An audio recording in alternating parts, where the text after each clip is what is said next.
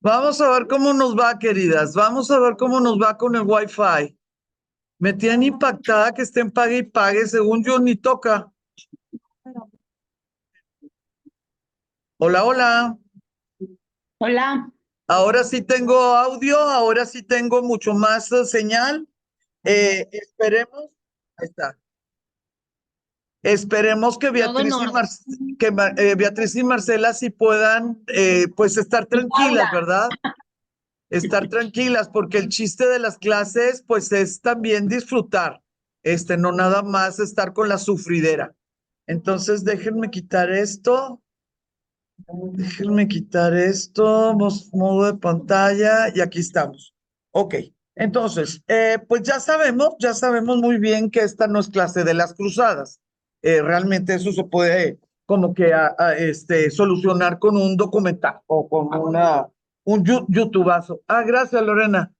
Esto es más bien unas charlas referentes a las relaciones sociopolíticas, económicas que pueden hacer que cambie todo el mundo, porque esto no es nada más, pues esto le pasó a Francia o este pedacito le pasó al actual Israel. No, no, no, la actual Israel ni siquiera tuvo nada que ver, ni el pueblo, ni la gente, ni nada. Eso es muchísimo más posterior.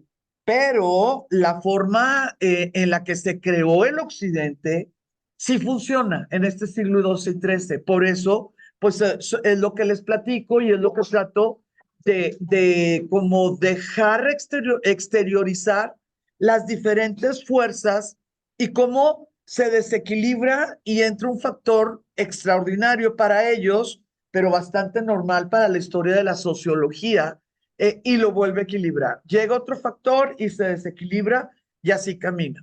Me gustaría recordar algunas cosas porque algunas de ustedes son buenísimas para la geografía, pero hay otras que no se le da la geografía. Y entonces estoy hablando pues como si fuera, pues no sé, la tierra de los hobbits, ¿no? Porque no sabemos dónde andan las cosas. Me gustaría, por favor, que entendiéramos que en el siglo XII, a ver, sí tenemos, ¿verdad? Ah, ok. Tenemos gente nueva, tenemos a Marta y a quién más. Nueva. Nada, ¿verdad? Bueno, de cualquier manera, pues, se supone que hoy iban a venir más personas, pero bueno, aquí estamos. De alguna manera, muchas veces no tenemos muy claro que el Imperio Bizantino, desde el siglo XI, ya eran la basura, ya era simple y sencillamente los restos. Nada más que por ser Constantinopla, pues se le siguió diciendo Imperio Bizantino y se le siguió sintiendo como la gran heredera del Imperio Romano. En estos tiempos del siglo XII, el tiempo de las cruzadas, etcétera, va a ser el tiempo donde aquellas gentes que viven en la Rus, porque no se llamaba Rusia y no era el país de Rusia, era la Rus, como decir, no sé, el istmo aquí en México, ¿no? Así como que pues todo lo que esté más o menos por ahí. Los que vivían en la Rus ya se estaban dando cuenta que ese aislamiento, pues nada más era de afuera hacia adentro, porque ellos sí se podían mover por el conocimiento que tenían de manejo de ríos y el manejo de espacios de congelamiento, etcétera. Entonces, en este tiempo de las cruzadas, nosotros ya vamos a tener un incipiente jugador, ¿sí? Que además va a ser clave. Este jugador es lo que nosotros les vamos a llamar rusos, y este jugador pues anda atrasado en cuanto a alfabetismo, en cuanto a religión, en cuanto a sistemas políticos, y ese atraso, pues lo va a tener que recuperar y recuperar de lo que ya estaba armado. ¿Cuál va a ser la situación? Que él va a tener tres opciones, estos nuevos gobernantes, estos nuevos nueva forma de vivir y de sobrevivir. Vikingos sí, pero en el momento que dejan de estar en Suecia, en Dinamarca o en Finlandia, ya no les podemos decir vikingos, porque los vikingos son específicamente guerreros escandinavos. Entonces, si ya no estás en Escandinavia, lo siento, ya no eres vikingo, ¿sí? Porque no eres guerrero escandinavo. Ahora vas a hacer, pues, otra cosa. A veces se volvieron normandos, a veces se volvieron rusos. Estos ex vikingos, ahora rusos, van a tener tres opciones para decidir. ¿Por qué? Porque van a tener esto cerquita de ellos. Cerquita en el sentido de rutas, ¿verdad? Van a tener un imperio bizantino con una Constantinopla, con un idioma, obviamente con todos los protocolos religiosos, sociales, gubernamentales, y va a ser muy razonable que si tú andas allá en las ligas menores y lo que quieres es avanzar, pues Constantinopla es la que tú seguramente sabes que existe. Seguramente sabes que tiene un esplendor, que tiene ejército, que hay tesoros, lo que ustedes quieran. Pero también, pues imagínate estas gentes de allá de arriba. Doctora, bienvenida. Imagínate las gentes allá de arriba, recién llegadas de mucho más arriba, ¿sí? Pues que van sabiendo que si Jerusalén, que si el Santo Sepulcro, que si Cristo, sí, Cristo, porque no es que si Jesús y que si Yeshua, no. Si tú piensas en Santo Sepulcro, tienes que pensar en Cristo y tienes que pensar en cristianismo. Ellos se van a tardar un buen rato, sí, un buen rato en poder definir que había diferentes tipos de cristianismo. Digo, pues es cuando llegas a una casa y pones una mesa y como que no estás entendiendo y luego resulta que, no, es que esta es la tercera esposa, no, es que este es hijastro, no, es que este es el compadre, no, pues ese no sabemos quién es, pero pues llegó y que qué pena. Pero ya cuando te vas a tu casa dices, ay, pues con razón no entendía nada, ¿no? O sea, no es lo normal de una mesa. Bueno, así los pobres de arriba cuando ya entró, ¿verdad?, la decisión y lo que quieran, pues ya se dieron cuenta que el panorama estaba mucho más complejo que lo que ellos estaban acostumbrados. Entonces, los de arriba van a tener tres opciones, tres opciones. Una, pues el Islam, los musulmanes, el Corán, el tipo de guerra, la idea de sultán, pero también hay califa, pero como que, pues estos sultanes turcos van para arriba, como que el califa árabe va para abajo. No se metieron en problemas de que si sunitas y chiitas, no, pero sí eso de que sultanes son turcos y califas son árabes, sí lo entendieron.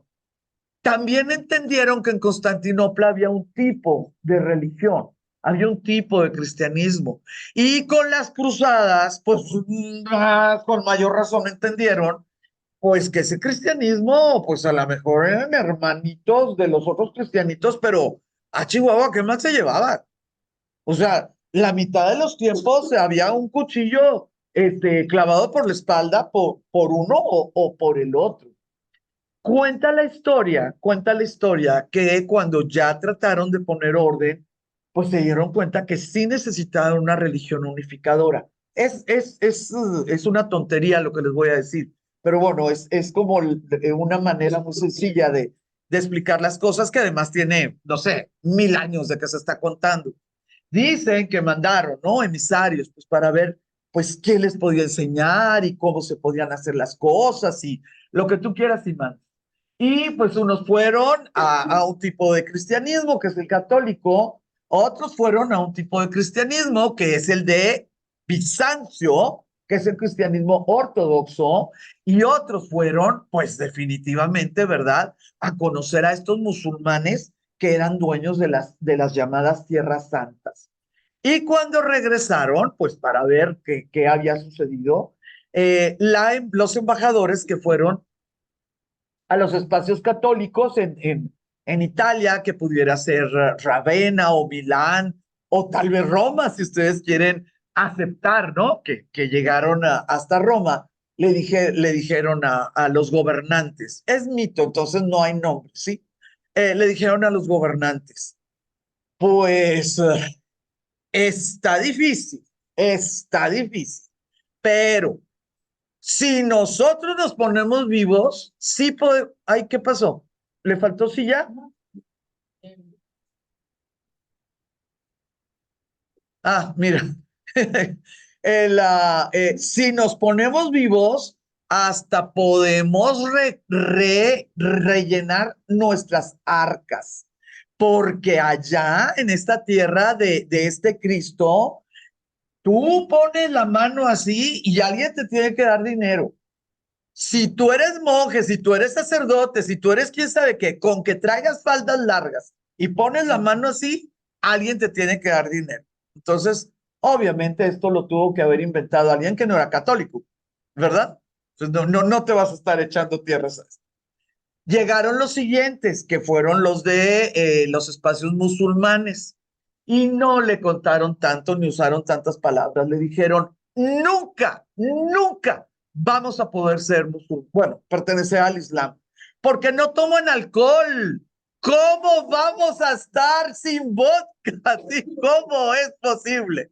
Entonces dice, ¿no? El mito de que olvídenlo, olvídenlo. Si no hay vodka, no hay rusos. No, pues por el frío, digamos.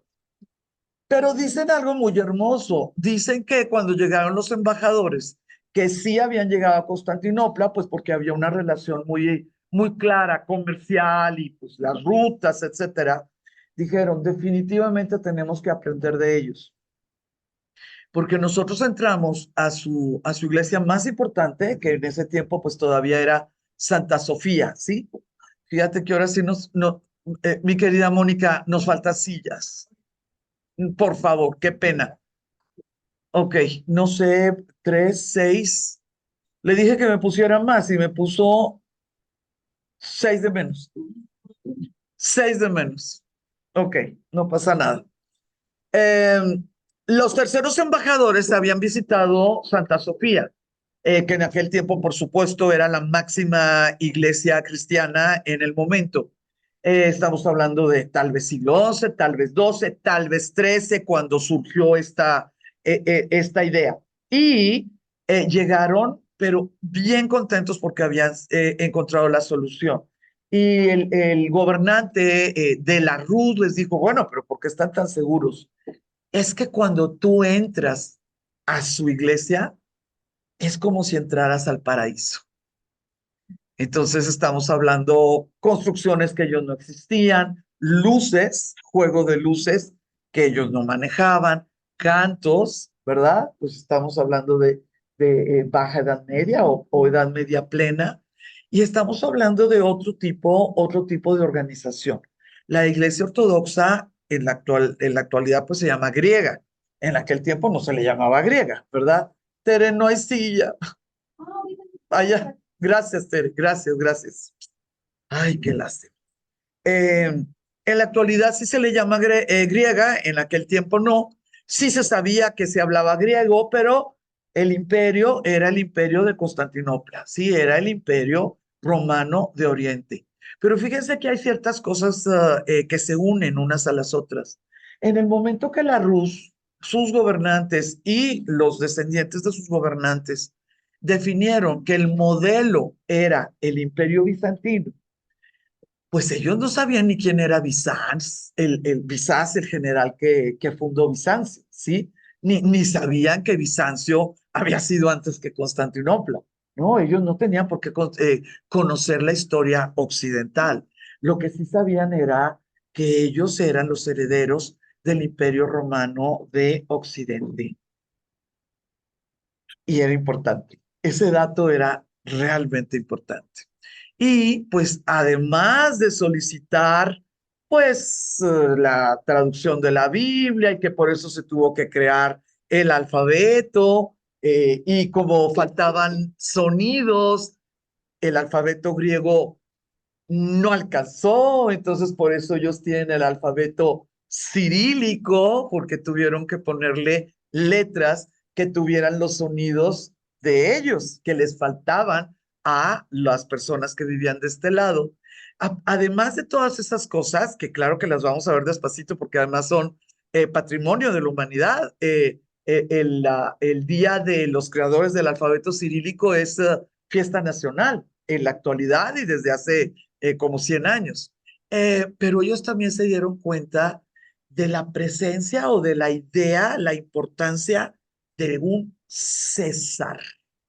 Les recuerdo que los emperadores en el Constantinopla, pues eran los basileos, sí, pues porque hablaban griego, pero ellos también eran los herederos del César.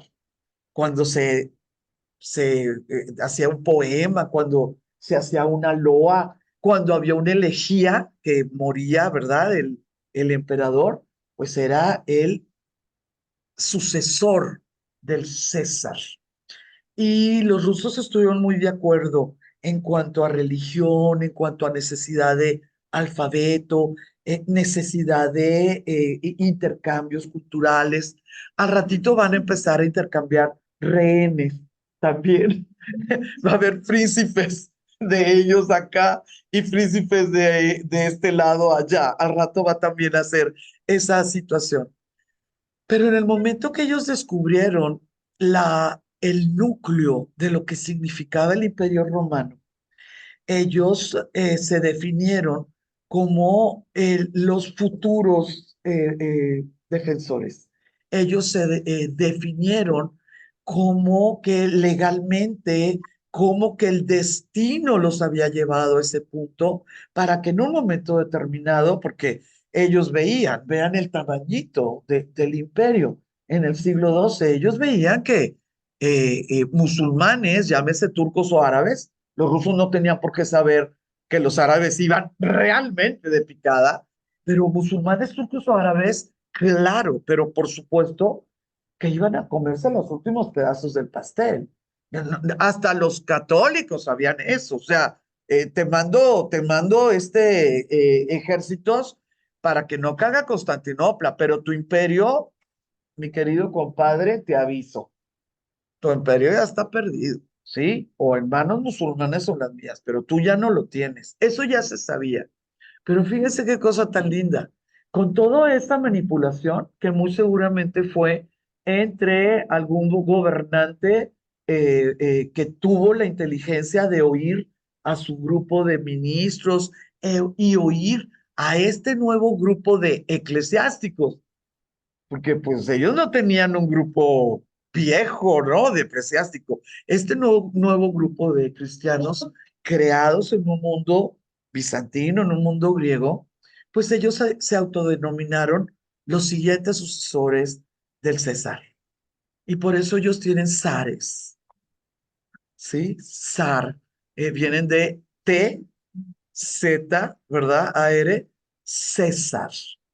Entonces, en este tiempo de las cruzadas, no solamente estamos hablando de lo que lógicamente está sucediendo, pues es que los católicos están peleando con los ortodoxos y los dos están peleando con los turcos y los turcos están peleando con ellos dos más con los árabes. Es este pedacito. No, todo está moviéndose. Todo es como la piedra, ¿verdad? Que cae en el agua. Y todas esas ondas siguen y siguen y siguen. En un 2x3 ya viene Marco Polo. Imagínense el tamaño de esta onda de la piedrita, ¿verdad? Que nos va a traer noticias hasta de China, del lejano oriente, ¿sí? Entonces, por favor, el curso que estamos dando no nada más es las cruzadas o nada más, no nada más son asombrarnos, ¿no? Por la preciosura de los datos extraños que tenemos, es también ir conectando nuestro mundo, conectando el por qué sucedieron las cosas y lo más importante, pues qué siguió, ¿verdad? ¿Por qué siguieron sucediendo? Entonces, con este mapa yo creo que vamos a poder entender un poquito. Si nosotros nos damos cuenta, lo que están en colores, lo que está en colores es lo que se considera cristiano. Nada más que lo naranja es cristiano ortodoxo y lo demás es cristiano católico. Políticamente hablando, ya con eso ya se acabó lo de colores, ¿verdad? Porque entre ellos son competidores, son enemigos y lo más importante de todo, con las cruzadas, pues no va a haber una brizna de confianza entre unos y en otros. Entonces, ¿qué es lo que pasa cuando no hay confianza entre dos grupos? Es sencillísimo sembrar cizaña. Es sencillísimo. Entonces, muchísimas veces no tienes ni siquiera que tirar una piedra, no tienes que gastar en una flecha o en estos tiempos en una bala. No. Lo único que tienes que hacer es que se mueva algo que parezca, ¿sí? Que parezca. Y tú regresarte a tu casa y esos dos grupos que desconfían uno del otro, alguien va a tomar alguna iniciativa equivocada y ya se desencadena un conflicto armado que muy probablemente sea ganancia para el tercero, ¿verdad? Eso fue lo que estaba sucediendo aquí. Estaban en tal desesperación los ortodoxos y los católicos que empezaron a hacer alianzas con los musulmanes. ¿Cuáles musulmanes? Pues como son alianzas políticas, pues los que estaban cerquita, ¿verdad? Con el que tienes que estar contentos con tu vecino. Ya después ya verás cómo te arreglas pues con los demás lejos, pero tu enemigo inmediato es tu vecino. Entonces es el que tienes que tener controlado. Entonces ahí les va para acabarla de amolar. Nosotros vamos a tener que los ortodoxos, que son los donde dice Imperio Bizantino, pues sus vecinos son los turcos. Turcos selyúcidas en aquel tiempo. ¿Con quién va a hacer alianzas? Pues con los turcos, ¿no? El problema territorial es con los turcos. Pero si nosotros nos bajamos, si vamos a el reino de Armenia, que obviamente ellos tienen cristianismo armenio, eh, pero fueron muy inteligentes y a todas sus muchachas, que además son hermosas, las princesas y todas las armenias, todas las chicas las casaron con cristianos, no armenios, ¿verdad? Y a todas las pusieron, o sea, los apellidos armenios empezaron a estar en Antioquía, en Edesa, en Alepo, así, ¿no? O sea, empezaron a casar a las chicas. Condado de Edesa, Principado de Antioquía, Condado de Trípoli y Reino de Jerusalén van a ser católicos. Pero si ustedes notan, algunos van a tener de vecinos a turcos. Otros van a tener de vecinos a árabes. Quisiera, por favor, que pusiéramos atención en esto. Les decimos árabes porque dice Califato Fatimí del Cairo, ¿ok? Le decimos árabes porque la verdad, pues tendríamos que decir algo así como, Paranguaricutirimícuaro, dilo 3 veces y brincando en un solo pie, ¿sí? Porque este califato fatimí, pues si había árabes y a lo mejor las familias más ricas o las familias que movían, ¿no? La sociedad y a lo mejor las decisiones, bueno, a lo mejor su sangre, su linaje, sí era árabe. Nada más que desde el momento que nosotros estamos diciendo califato fatimí, pues tenemos que entender que algo está muy raro, porque antes los califatos eran el apellido árabe de la dinastía, y Fatimí no es un apellido de una dinastía, Fatimí es el nombre de una secta musulmana. Entonces, desde el momento que vemos Fatimí, hay que decir, a ver, sacas el celular y en 2 segundos, ¿no? Clic, clic, clic, porque algo tiene que sonar raro. ¿Cuál es la situación con este califato fatimí? Bueno, uno, no son turcos. Entonces, ya, pues aguas, ¿no? Porque estos, claro que están totalmente en contra de cada metro cuadrado que los turcos le fueron quitando a los califatos. Turcos sultanato, ¿ok? Perdón, árabes califato. Entonces, si este es califato, va a estar en contra del sultanato. No importa en qué momento o no importa si son aliados. No le hacen. Son enemigos. Les quitaron y además, pues chéquenle. O sea, chéquenle desde aquí hasta acá, ¿no? Desde aquí hasta acá. Les quitaron un buen pedazo. Pero además, los turcos son sunitas. Los fatimíes son chiitas. Entonces, vamos a suponer que arreglan toda la cuestión territorial. No iba a suceder, pero vamos a suponer que arreglan toda la situación territorial y que políticamente ya no son enemigos. Y luego, ¿cuál mezquita va a tener culto chiita? ¿Cuál mezquita va a tener culto fatimí? O chiita, o sunita. ¿Cuál puesto de funcionario de gobierno se le va a entregar a los sunitas? Porque si el jefe es sunita, no va a estar queriendo un chiita abajo. Y empiezan los problemones. Entonces, la situación no estaba tan sencilla pensando, bueno, pero ay, pues son musulmanes. No, la cosa estaba que ardía, pero ahí les va. El famoso sultanato selyúcida, nosotros podemos decir, ok, todos los grisecitos son turcos. No, cómo me da risa. Que les salte el corazón, pobrecitas, pero nunca dije que la historia era fácil. No lo es. Miren, va a surgir una situación que el mundo le pone turcomanos. Así se llama, turcomanos. Los turcomanos va a ser cualquier persona de cualquier etnia que haya nacido en territorio turco y que además esté muy contento porque nació en territorio turco. Es musulmán, sigue las reglas del nuevo imperio, asciende a los puestos importantes, o sea, ellos para arriba, ¿no? Con los turcos. Y si hay guerra, pues nos le echamos porque pues yo soy turcomano, ¿sí? Pero ¿qué es lo que sucede? Los turcomanos, al final de cuentas, pues iban para donde corre la corriente, o sea, para donde va el momento. Los turcomanos no van a tener por qué derramar la sangre de todos sus hijos, ¿verdad? Y todos sus nietos, por defender al sultán de Turquía que está acá, aquí, ¿sí? En este pedazo, Anatolia.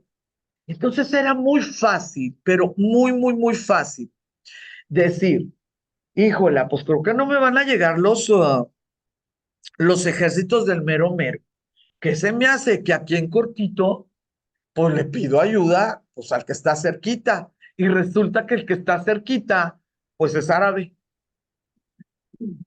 o es chiita, o es árabe chiita, ¿sí? Y cuando ya se pone otra vez el equilibrio, cuando ya pasa la crisis, toda deuda se cobra. ¿A poco no? Entonces, la situación en este picadillo era mucho más compleja que los propios gobernantes, era mucho más completa de lo que los propios gobernantes podían manejar. Se le moría el papá a este pobre reyesito y heredaba las deudas. Nada más que este pobre reyesito ya no tenía la crisis del papá, pero sí tenía la deuda. Entonces, ¿qué creabas con esa deuda?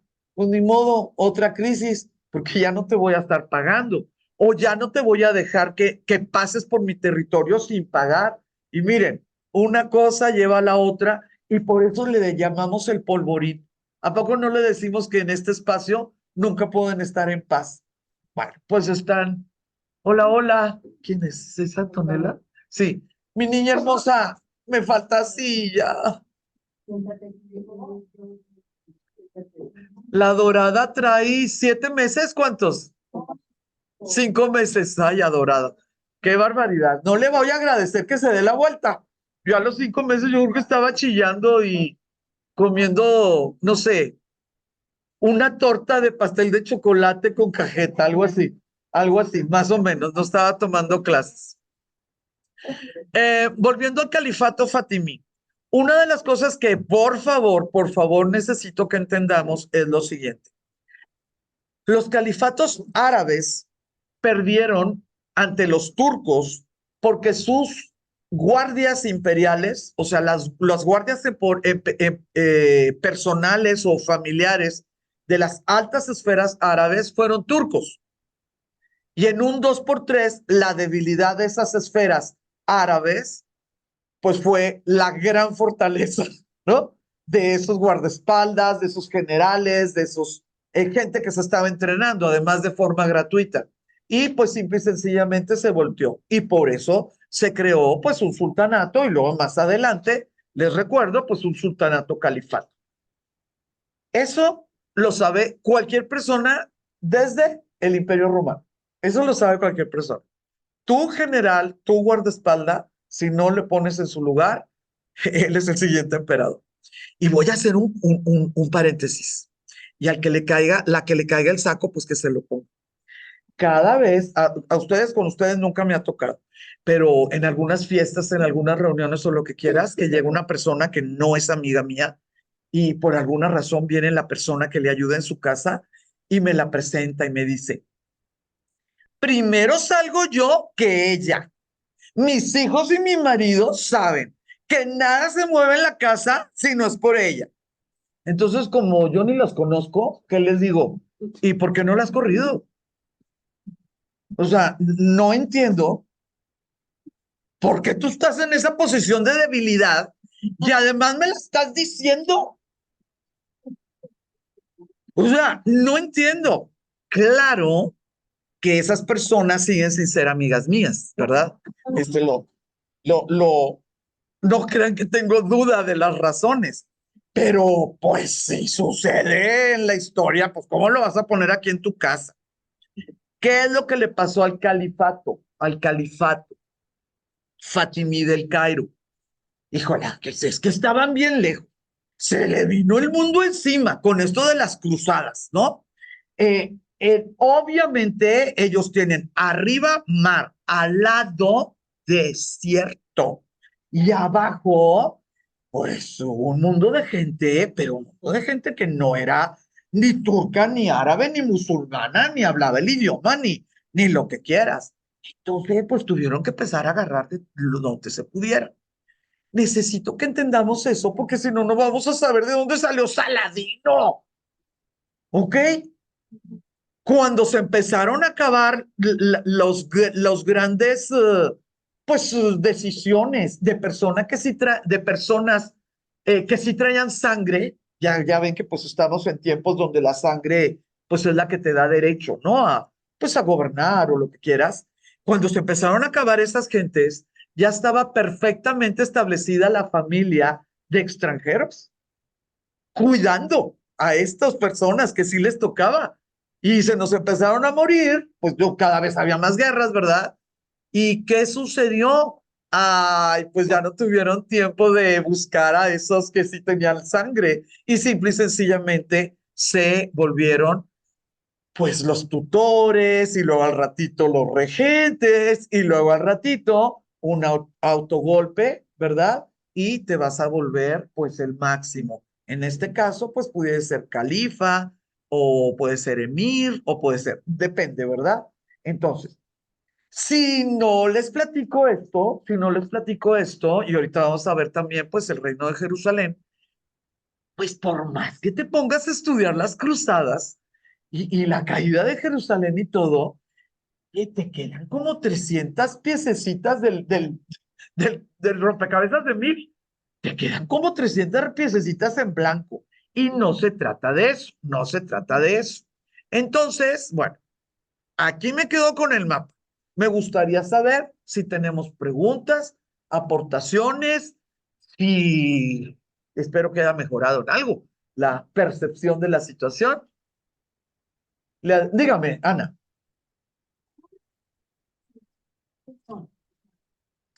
Sí, pues pueden ser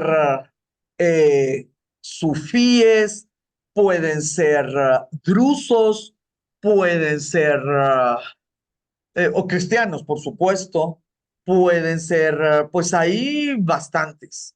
Eh, Pueden ser nazaríes, pueden ser, hay muchos, muchos, muchos, muchos, que sin lugar a dudas siguen siendo siguen siendo religiones de libro, de la Biblia, sí, de la Biblia, Antiguo Testamento y Torá, sí, sigue siendo del libro. Las tres religiones del libro son judaísmo, cristianismo e islam, en ese orden, ¿no?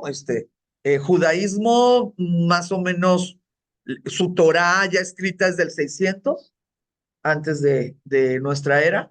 Cristianismo, más o menos, el Antiguo Testamento ya estaba con nosotros más o menos en el siglo cuarto de nuestra era. Y el Islam, pues ya había Corán basado en la Torá y el Antiguo Testamento en el siglo ocho. Hay mucha diferencia entre ellos, pero sigue siendo la base. Por eso se le llama del libro. Y cualquier otra de las situaciones, o cualquier otra de las situaciones, se llama del libro. Hay una, paréntesis, paréntesis, hay una religión increíblemente sustentada, aceptada, respetada, eh, que se le llama pseudo religión del libro. Eh, Porque ellos dicen que siguen todo lo que dice la Torá y el Antiguo Testamento, pero no, es una cosa tremenda.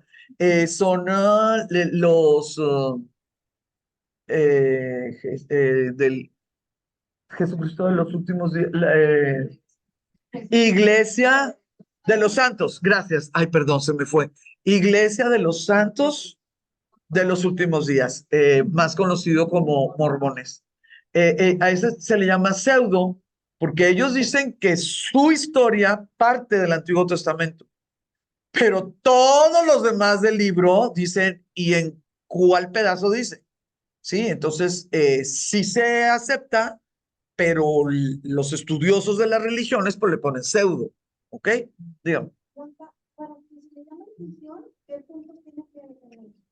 Muy buena pregunta. Nos pregunta Sonia que qué puntos deben de llenar una ideología para que se le llame religión. No lo que digo yo, eso lo dicen los sociólogos. Número uno, tiene que haber revelación. Revelación. Tiene que haber algo que sucedió metafísico al mundo físico. Tiene que haber revelación. Tiene que haber misterio. ¿Qué quiere decir misterio?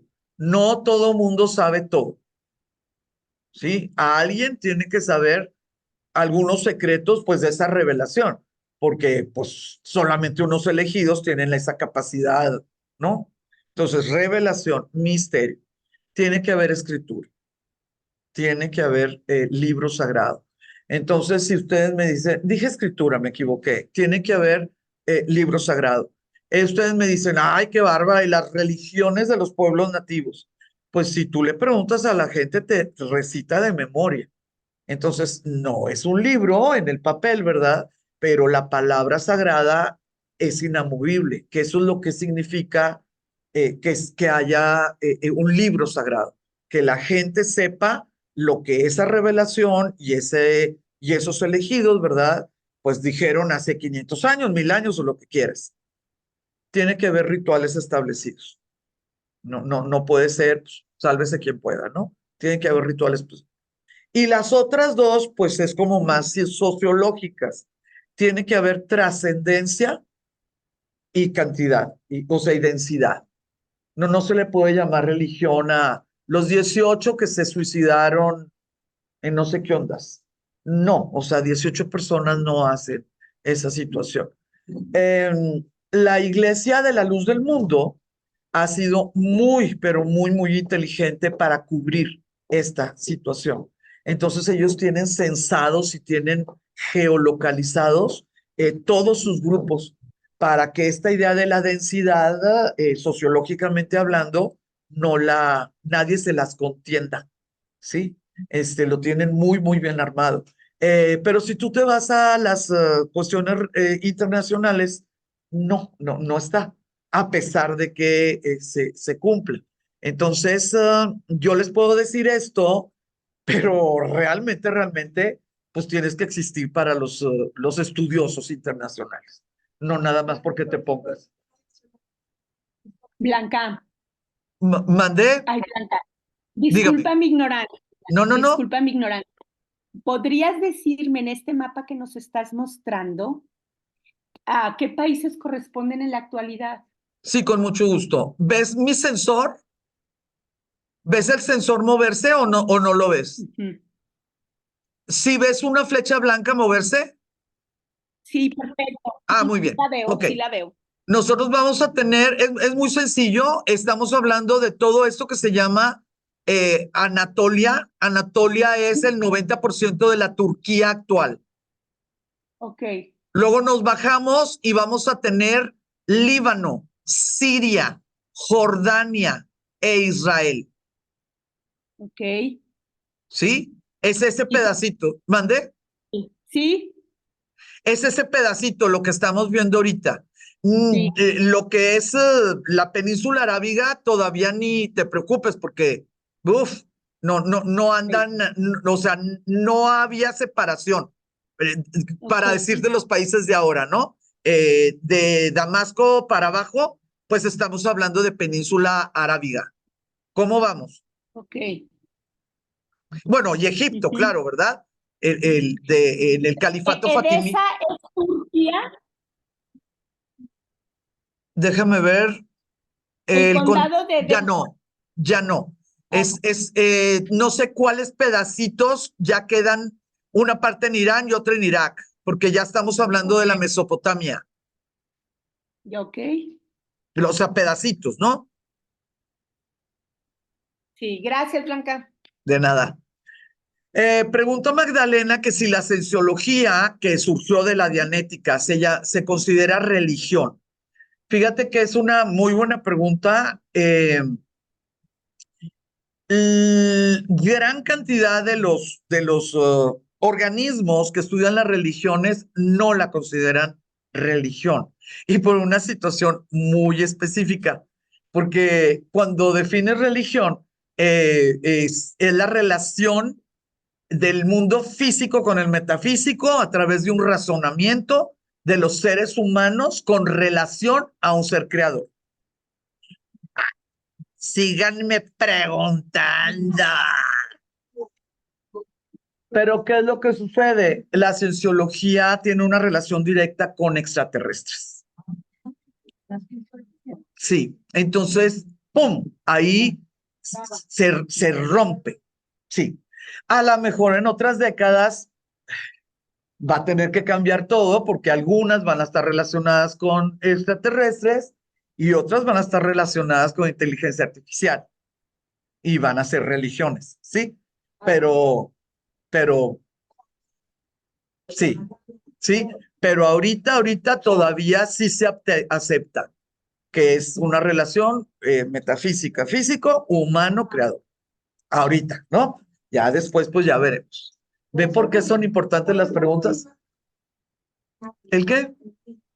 Ok. El budismo. Si tú consideras que Buda es un ser humano que caminó y enseñó, es una filosofía. Nada más. Pero el total de los budistas del mundo, que es una tercera parte de la población humana, practican una religión, porque ellos consideran que el Buda es un renacido y que subió al nirvana. Ahí ya estamos hablando de mundo físico, sí, y una relación directa del físico y el metafísico. Y finalmente todas estas religiones pues, coinciden en el dogma, ¿no? Que es muy importante para que una religión sea considerada religión, el dogma de fe, la creencia. Fíjate que desafortunadamente tendría que disentir un poquito contigo, porque la principal característica, por ejemplo, del budismo tibetano es su tipo de enseñanza. Y el tipo de enseñanza de ellos está basado en el debate, porque ellos no están de acuerdo en el dogma. Entonces tendría que disentir un poquito en lo que me comentas, pero sí entiendo lo que me estás diciendo. Sí entiendo lo que me estás diciendo. Desconocido ese concepto. Sí, los tibetanos, búsquenlo en YouTube. Llega el maestro y le dice, ¿cómo se aplaude con una sola mano? Y ¿cuál es el silencio si tú estás sordo? Y entonces, el debate, la dialéctica y eso es contrario al dogma. No, ¿quién estuvo en el Tíbet conmigo? Tere, ¿verdad? Sí, ahí hicimos lo que necesitamos de hacer para estar en el horario, porque es en la mañana y en la tarde, y ahí estuvimos, ¿verdad, Tere? Y las palas así ¿verdad que fue una buena experiencia? Sí, alguien levantó la mano, perdóneme. Antonella, Budista y la religión budista. sí, Creo que es de las pocas religiones, ¿no? O filosofías que se pueden vivir solamente como filosofía, porque bueno, me ha tocado mucha gente que tiene prácticas sí, o de vida, sí, en su vida práctica tiene filosofía budista, más puede ser católico. sí, Entonces, o sea, ¿hay alguna otra religión como ese estilo que tenga prácticas en la cotidianidad? yoga, Así como que el yoga. Pero para la iglesia católica, si no hace yoga, está pecado. Para algunas personas, sí, para algunas personas, porque nuevamente, cuando tú haces yoga, siguiendo los lineamientos fisio, fisiofilosóficos del yoga, el yoga es uno de los 4 caminos del hinduismo. O sea, no hay duda de que es parte de una religión. Si tú haces el yoga siguiendo las cuestiones fisiológicas, pues es como si haces el budismo siguiendo las cuestiones ideológicas. Pero si tú llegas como católica y lo primero que hacen en la clase es quemarle incienso a Indra, pues pobre sacerdote, pero yo sí le doy la razón. I'm sorry, I'm sorry. Si eres católico y le pones incienso a Indra, pues es como decirle a tu marido, ay, sí, nomás un besito. No, no hay que hacernos locos, ¿no? O sea, no, la verdad, pues como que sí hay líneas. Yo no estoy diciendo que esté mal, yo no tengo religión, yo no digo que esté mal, pero sí entiendo al sacerdote que te diga, no la mueles, no le pongas incienso a Indra, ¿verdad? O no termines encomendándote a Ganesha cada vez que está tu clase de yoga. Digo, yo sí lo entiendo. No sé si está bien o está mal. Otra de las situaciones, por ejemplo, el shintoísmo puede ser filosofía sin ser religión, principalmente si no es japonés. El taoísmo es una religión increíblemente esotérica, muy, pero muy, muy, muy diferente, muy, muy difícil. El primer renglón del Tao dice, si tú dices que entiendes el Tao, es porque no has entendido absolutamente nada. Imagínate nada más. Pero el taoísmo también se puede llevar como filosofía, no como religión, si no entras en cuestiones esotéricas. Entonces, Antonella, pues te pudiera comentar yoga, shintoísmo, taoísmo, eh, por ejemplo, la hierbería en nuestro México. La hierbería en nuestro México también, aunque salga de catolicismo, pues sí raya un poquito en brujería. Entonces, pues pudiera ser una situación diferente. Y también puedes tomarla como filosofía sin que sea una religión. O sea, si tú haces mezcla de hierbas, pero no pones la estampa de Santa Bárbara, de brujería, pues sí. Es ese tipo de cosas. No sé si te contesté algo. ¿Algo más? Dígame. como, o sea, como imprimirlo y encimarlo con En la página, cuando lo graba la clase, lo puede, yo tengo un proceso todos los que han marcado. Como está le toma la foto. Miren, Bueno, yo eso hago. como hoy vengo, híjola, o sea, híjola, con todo. En este momento, Mayu, te estoy poniendo en el chat el mapa. Lo voy a encimar con el actual. Ah, muy bien, ok. ¿Quieren que les pongo? Bueno, mejor cada quien. Y ya le seguimos. Y ya le seguimos. Muy bien. Entonces, fíjense. Voy a poner el mapa en el chat de la asombrosa Edad Media. Y le voy a seguir con. Ahí voy.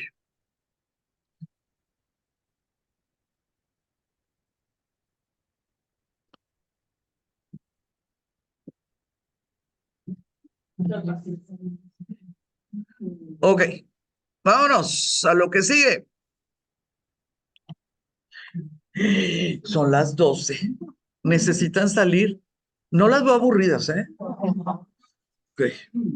Déjenme darle esto y damos 5 minutitos. Mi querida Beatriz, ya puse en el chat el mapa del siglo XII y en un ratito más les puedo poner, como nos dijo Mayu, superpuesto y así todas aprendemos. Les voy a dar nada más una pequeña y luego damos unos minutos para que la gente pueda checar celulares, ir al baño, etcétera. Entonces, a ver. Vamos a hacer como un concentradito. Vamos a hacer un concentradito. La segunda cruzada va a ser desde 1147 a 1149, aunque la convocatoria fue en el 45. ¿Por qué les digo esto? Se tardó lo mismo que juntar a la gente. Fue lo mismo. Se tardaron 2 años en matar el 90% de la gente y se tardaron, no sé, 1 año, 10 meses en juntar toda esa gente. Sí me estoy explicando, digo, lo estoy diciendo exagerado, pero qué cosa tan triste, ¿no? O sea, ¿cómo? ¿Por qué hacemos ese tipo de cosas los seres humanos? Luego, se convocó porque cayó el condado de Deza. Muy bien. Sí, nada más que también se fueron a la península ibérica y se creó el reino de Portugal y quedó un inglés ¿se acuerdan? En Coimbra y bueno. Entonces tenemos que la segunda cruzada, pues fue en península ibérica y también Oriente Próximo. Pero ya estaban matando paganos en Lituania, Estonia y Letonia. Ya estaban matando cristianos, ¿ok? Digo, ya estaban matando paganos. ¿Quiénes? Obviamente los cristianos. Fue convocada por un papa, ok, un papa, está bien, pero nosotros ya sabemos que en ese momento eran los monjes cistercenses los que tenían el poder y todos ellos tenían una relación directa con el área de la Champaña, del área Champagne, ¿sí? De el Reino de Francia. Eso es muy importante porque entonces tenemos que entender que aquí ya se está gestando, o sea, que no les conviene, el que no es cistercense, el que no está en Roma y el que no tiene negocios en la Champaña. Toda esa gente se vuelve enemiga porque la élite ya está muy concentrada. ¿Vamos bien? Ok. ¿Qué es lo que va a suceder? ¿Por qué tuvo que ser convocada? Porque cayó uno de los estados cruzados, que se llama Edesa, a manos de Sengi. Está bien fácil el nombre. ¿Por qué no lo oímos tanto? Porque se nos va a morir muy rápido. Ahorita les voy a platicar quién es él y qué significa Ataveg, ¿ok? Pero sí necesito que junten el nombre de Sengi con Edesa, con la convocatoria de las cruzadas, ¿ok? Vamos a seguirle. Resultado, victoria musulmana en el cercano Oriente o Oriente Próximo, victoria cristiana en la península ibérica. ¿Qué tan cristiana? Nada, nada. No fue victoria cristiana, fue victoria para los reinos cristianos. Es muy diferente. ¿Quién gana?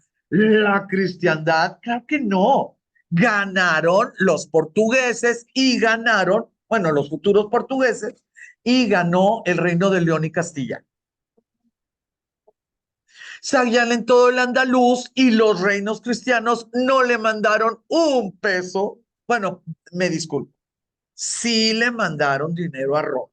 Sí le mandaron. ¿Quiénes? Los cruzados, no los reinos cristianos.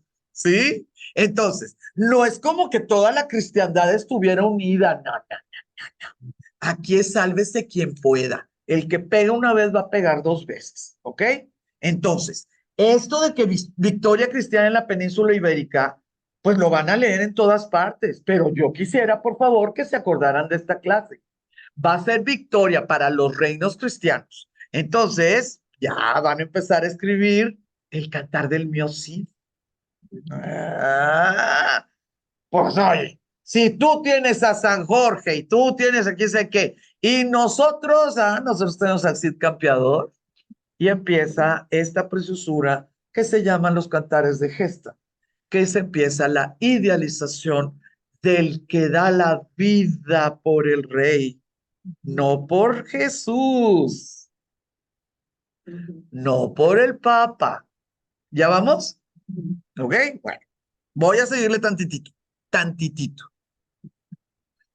¿Qué es? ¿A qué me refiero cuando yo les digo que este tipo de situaciones se sálvese quien pueda? Todas estas personas, digo todas estas personas, todos estos lugares tenían algún tipo de representación en la Segunda Cruzada. Todos. Jerusalén, templarios, teutónicos, que todavía no se los he platicado, hospitalarios, imperio bizantino, armenios, portugueses, castellanos, barceloneses, leoneses, alemanes, franconios, bávaros, suavos, estirios, francos, flamencos, eh, montferratanos, pero ya, eso ya no existe.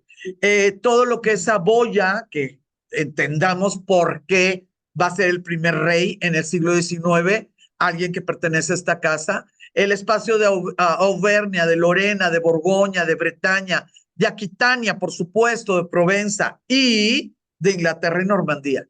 A ver, ¿no? Nada más para entenderse. Ya nos dimos cuenta la cantidad de idiomas y dentro de los idiomas estamos hablando de la Edad Media. Exacto. El borgoñés, de veras, de veras, de veras, ¿creen que les entendía el provenzal? Aquí tenemos una experta en francés, por cierto, les presento a mi amiga Guillermina Pérez Vargas, certificación completísima, en traducción de inglés y francés. ¿Ustedes creen que iban a estar los normandos, entendiéndose con los otros? Bueno, lo digo exagerado, pues, de alguna manera compraban y vendían cosas desde hacía mucho tiempo, pero no es para una asamblea, para un consejo de guerra o para una decisión. Era una cena de negros. Cada uno de ellos ya traía un callo pisado de alguno de los otros, todos vecinitos, ¿sí? Entonces la situación estaba muy fuerte. Ya sabemos que fue un fracaso, correctísimo. Ya, eso le hacen así y te dicen que fue un fracaso. A mí sí me gustaría, y ahora sí ya les voy a dar el tiempo, poner como concisas las consecuencias. Número uno, incremento de las hostilidades entre los estados cruzados y los territorios musulmanes. ¿Por qué lo pongo en esas palabras? Porque no estoy hablando de Tierra Santa y de que tú no crees en Cristo y por eso soy tu enemigo. No, aquí la situación ya estaba que ardía. Todo mundo estaba harto de los abusos de los otros. Y desafortunadamente, dentro de los mundos turcos, musulmanes recién convertidos, los abusos se consideraban mayores por parte de los blanquitos que venían de Europa. ¿Sí? Dígame. ¿La lista de lo anterior que nos diste o cuál es la? Muy buena pregunta, Maggie. Me pido disculpas. Los estados cruzados son los principados, condados y reinos ya fundados en Tierra Santa a partir de la primera cruzada. Entonces estamos hablando de Edesa, Trípoli, Jerusalén, me falta otro. Antioquía. Antioquía, gracias. Antioquía, Trípoli, Edesa y Jerusalén. Sí, esos son los estados cruzados. Qué bueno que salió esta pregunta. Ahora, número 2. Obviamente, tuvo que haber un tratado de paz entre el Imperio Bizantino y los turcos seljúcidas. En ese momento, pues tú ya no sabes si el tratado de paz fue tratado de paz o fue una alianza para poder desmantelar los estados cruzados. Mitad para los turcos, mitad para el imperio, pues ya es ganancia. Eso no lo podían saber, pero sí fue público este tratado de paz. Terrible, terrible. Aumento de la tensión entre el imperio bizantino y los cruzados. Pues claro, de por sí te da pavor ver 20 mil, por ejemplo, Luis VII, 20,000 soldados, verlos afuera de tu ciudad. Óyeme, qué cosa tan tremenda. Aunque tengas absoluta confianza en el rey, en el general y todo, cuando controlas 20,000 soldados que ese día decidan que quieren emborracharse o que quieren entrar a la ciudad. A ver, ¿qué? ¿Vas a matar 20,000 personas en 2 horas? No sucede. El daño puede ser muy grande. Entonces, la desconfianza existía, la tensión había, pero pues con esta segunda cruzada estuvo terrible. La reconquista de Lisboa, Tarragona y Almería sí va a ser una consecuencia, claro. Nada más que esa consecuencia no tiene nada que ver con las cruzadas, como les acabo de decir. Va a desatar una serie de situaciones que, bueno, va a terminar con Fernando e Isabel, que ya está más cerquita de nosotros. Ahora, cuando platique de estas consecuencias, vamos a poder ver de dónde sacaron refuerzos los árabes del Andaluz, lo que ahorita nos comentó Magdalena. Es que va a haber migraciones. Y esas migraciones, unos van a ser los almorávides, otros van a ser los almohades. Se los voy a platicar despacito.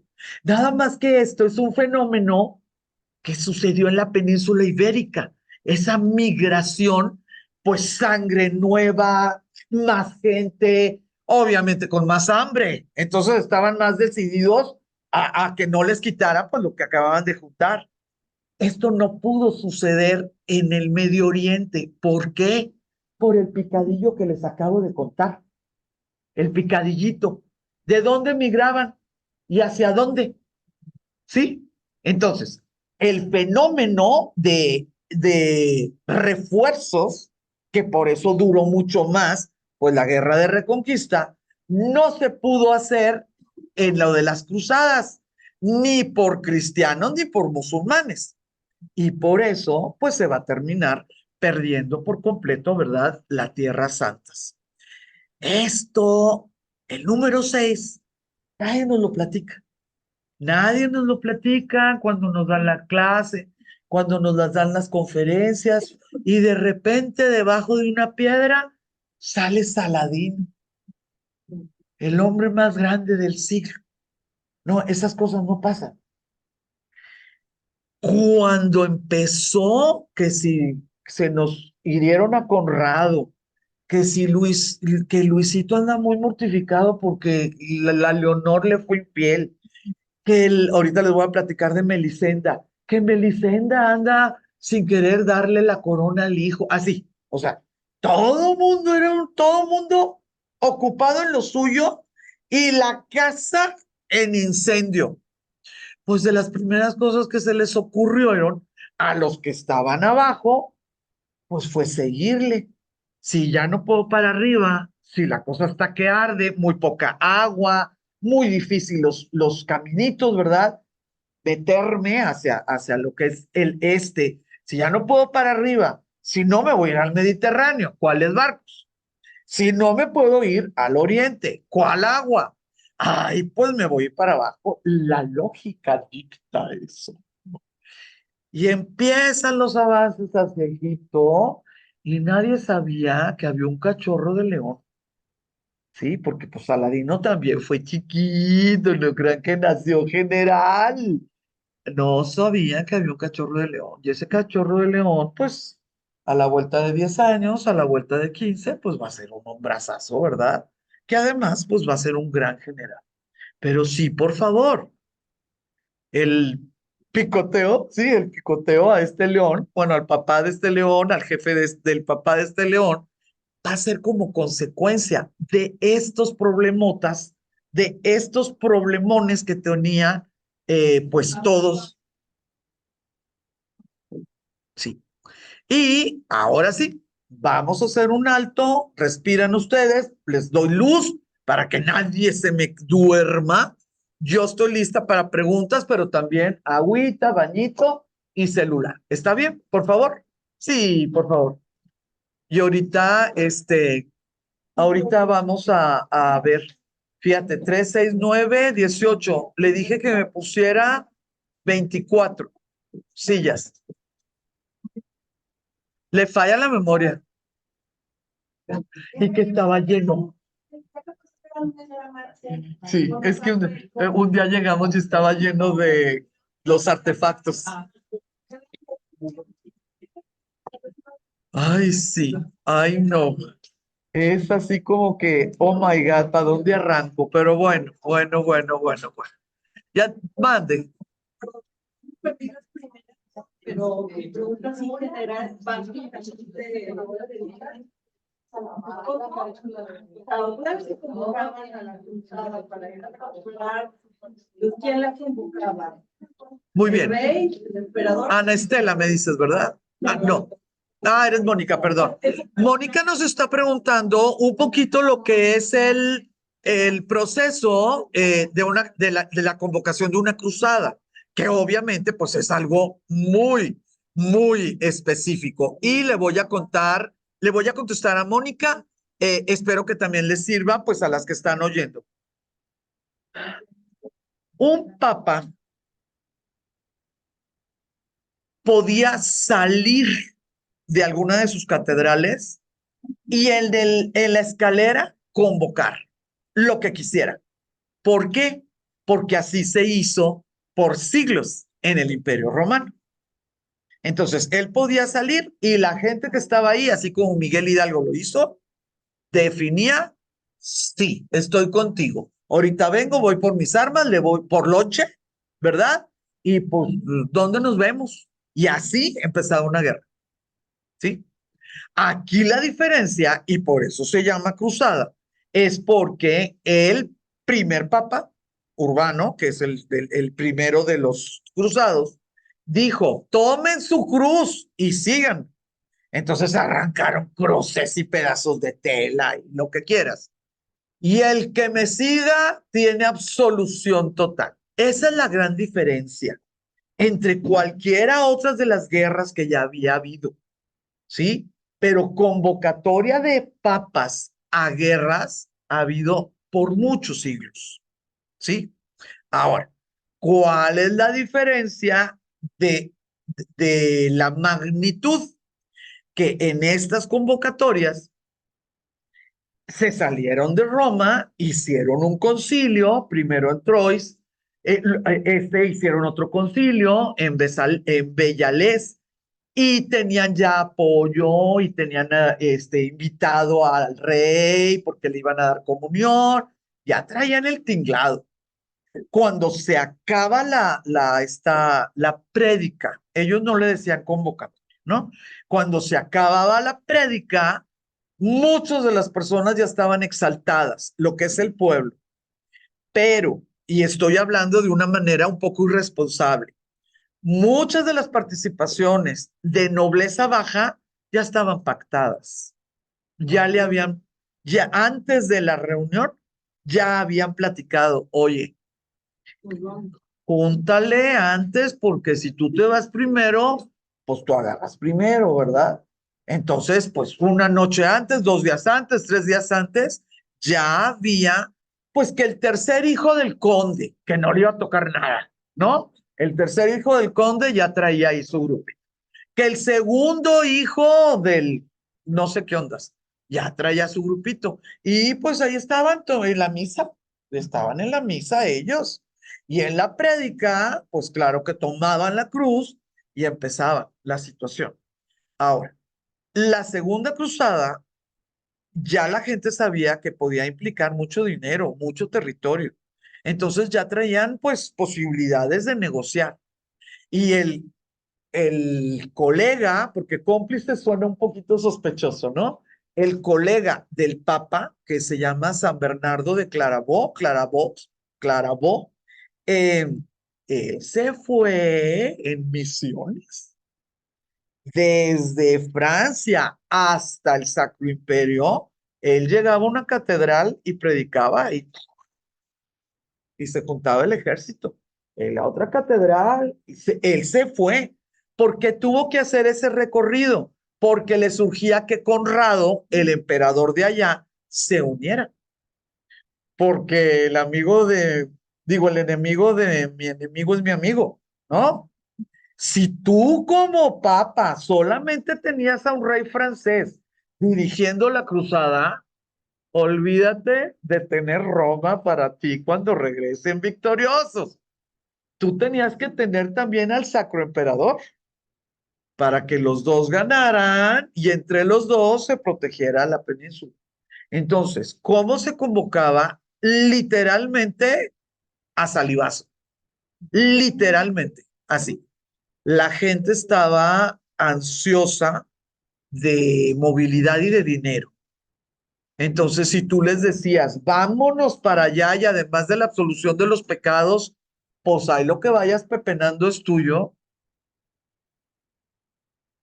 El territorio es una de las razones principales de que los nobles de la élite pudieran desplazarse de algo que ya tenían, ¿no? Ahora, por ejemplo, ¿qué pasa? Porque aparte de la gente que va armada, digo, el ejército, por decirlo de algún modo, pues tienen que llevar también clase baja, que trabaje, que provea, Sí. Y las mujeres se quedan, porque pues, las mujeres, algunas van, niños. pero otras no van.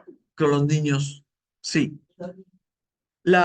Hay escritito, yo no leo francés, pero la preciosura de leer traducción del francés es que es muy confiable, porque es lengua romance. Sí, cuando leo una traducción de alguien chino, pues solo Dios sabe porque el traductor, pues, es al que le estás confiando. Pero hay un pedacito de algunas cartas que se recuperaron del famosísimo e muy importante San Bernardo, donde dice que había pueblos donde sus prédicas duraba solo minutos, porque ya no había hombres. Esos pueblos ya habían oído de antes, sin Bernardo, y ya habían agarrado, ya habían caminado. Pero fíjense el último renglón, que es el que a mí me da tristeza. Dice San Bernardo, le dijo San Bernardo a alguien, ¿no? En una carta. Hay pueblos donde mis prédicas duran minutos, porque aquí ya no hay hombres. Son pueblos que ya están muertos, aunque ellos no lo sepan. Pues imagínate un pueblo de puras mujeres y niños en el siglo XII, qué fuerte, ¿no? Los señores de las tierras. Pues ni siquiera los señores, ¿eh? El vecino, tú ya ni sabías de quién eras esposa, te raptaban, te quitaban a los niños. Eran tiempos bien feos. Eran tiempos como lo que nosotros ahorita vemos en las noticias del Congo, de Sudán, de las cosas terribles que están sucediendo, lo que sucedió en Siria, o sea, lo mismo que vemos en estas situaciones de total desamparo, pues imagínate en el siglo XII, era parejo. Qué fuerte. Dígame, Maggie. Claro que sí. No, no. Empezamos con el vikingo y de dónde vamos. O sea, esta clase está para mí con too much información. Mucha. Yo lo voy a hacer con calma, pero está buenísima. Pero dime, yo le puedo bajar. Oye, ya empiezo a conectar, o sea, pero en un momento en que dije, ¿en qué momento miramos a los civitas? Si empezamos a luego las opciones que había para que, ¿no? Cómo comenzaron a ver qué científicos, qué científicos, o sea, cómo llegamos aquí. Está muy buena la clase, muchas gracias. Sí, no, pero bueno, si están esos eslabones sueltos, pues rápidamente yo tengo es mi obligación, cerrar los eslabones. ¿Cómo pasamos de los rusos a volver? los rusos tuvieron algo que ver. Yes. En todas estas partes va a haber variegos. Va a haber variegos, ¿sí? Y esos variegos son los soldados rusos que va a estar mande y mande y mande los gobernantes de allá, pues tratando de que no los sacaran de la jugada. ¿Qué tan cristianos van a ser? Nada, nada, ¿no? Los famosos variegos no van a ser así como que doy la vida por Cristo, pues a duras penas estamos hablando. Pero a mí sí me gustaría, por favor, sí, muchas gracias, sí, por favor. Empecé con esta idea de que entendiéramos que este pedacito estaba mucho más relacionado a otros grupos que a lo que nos quieren hacer entender que todo estaba sucediendo en Francia y en Roma por el Papa y lo que quieras. En el tiempo de las cruzadas, que es el siglo XII, vamos a tener más relación, esa onda expansiva va a estar mucho más relacionada con Rusia. Y luego les dije, y hasta ahí viene Marco Polo. La onda expansiva nos va a llevar hasta el lejano oriente. ¿Sí? La onda expansiva va a estar mucho más relacionada con el norte de África, esto de las cruzadas, ¿verdad? Que con esa idea que nos han enseñado, porque así fue, pues de que nosotros somos el ombligo del mundo y que si el rey de Francia estornuda, el mundo, o no sé, el emperador alemán estornuda y el mundo se deshace. No, en el siglo XII, el bordado, ¿no? El tejido de donde estaba agarrando estambre era de Rusia, de más lejanito Oriente y de África. Entonces, bueno, yo creo que no cerré ese tema, pero sí quisiera, por favor, siglo XII, siglo XII, estamos exactamente a la mitad, exactamente a la mitad, y yo digo que sí voy a tener tiempo de platicarles un poquito de los protagonistas. Porque, pues, claro que conocemos a los que nos han platicado, pues, porque está la maestra de historia de prepa, estaba enamorada del perengano. Y ya, claro que sabes, ¿no? O no, pues que la Blanca fue novia de Saladino, pues claro que van a saber de Saladino. Pero es increíble, de veras, es increíble el nivel de aciertos o el nivel de errores, ¿sí? De veras, el nivel de errores que se cometieron, pues para que de veras, pues Saladino fuera tan famoso y que Jerusalén caiga en unas décadas. Les voy a hablar primero de Manuel. Manuel I Comneno pasó a ser el grande, sí, o sea, su propio pueblo aceptó que hizo grandes cosas. Él nació en 1118, en 1143, por pues fallecimiento de muchos de sus familiares, o sea, su papá, su hermano mayor, así, ¿verdad? O sea, no era la opción directa, pero así funcionó. En 1143 ya va a ser emperador de lo que nosotros le llamamos Imperio Bizantino. Él va a ser hijo de emperador, lo cual implica pues lealtades, linaje, educación, ciertos esquemas mentales donde tú ya te consideras dueño de algo, ¿no? Si tú eres ya hijo de un emperador, pues que además estaba totalmente seguro que el imperio bizantino era de su familia. Algo que me gustaría que viéramos es esta situación.